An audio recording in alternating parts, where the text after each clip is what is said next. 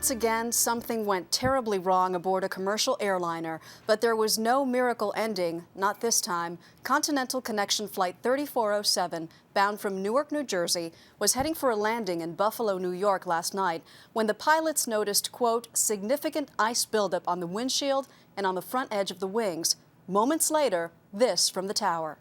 This aircraft was 5 miles out, and all of a sudden we have no response to that aircraft.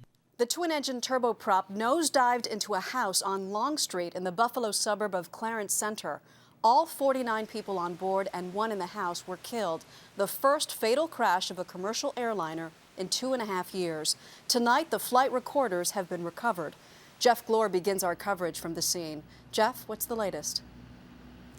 Well, Maggie, investigators tonight are beginning the very difficult process of recovering the victims' remains, and we may be getting a better sense of why this plane went down.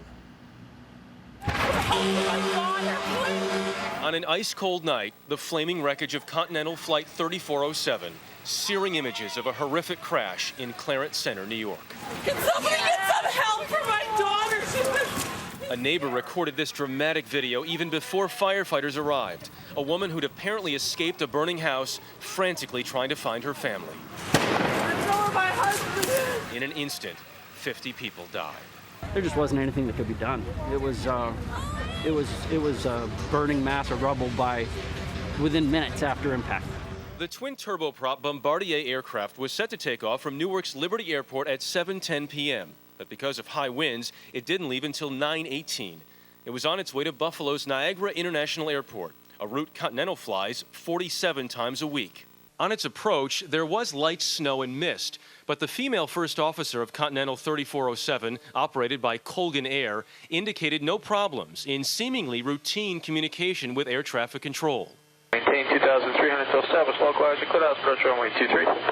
Left 260, 2,300 till established and cleared out 23 approach Colgan 3407. Colgan 3407, Cascade Tower 120.5. Have a good night. Then, silence, as the tower repeatedly tried to reach the plane. Colgan 3407, approach. Colgan 3407, Buffalo. Colgan 3407, approach. This aircraft was 5 miles out, and all of a sudden we have no response to that aircraft. The flight recorder revealed it was about this time the crew talked of significant ice buildup on the windshield and the leading edge of the wing, despite the de-ice switch being on. Then the plane began to pitch and roll wildly. It was pitched, headed into the ground. There was just no time. It was too low and on too bad a trajectory in order to recover. Carrying 5,000 pounds of fuel, the 74-seat commuter plane knifed into this quiet, sprawling suburban neighborhood 5 miles from the Buffalo airport. One man inside the only home hit, 61-year-old Douglas Walensky, died. Incredibly, his wife and daughter escaped with only minor injuries.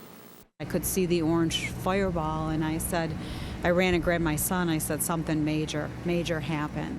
Images from the sky show what the neighborhood looked like before and after.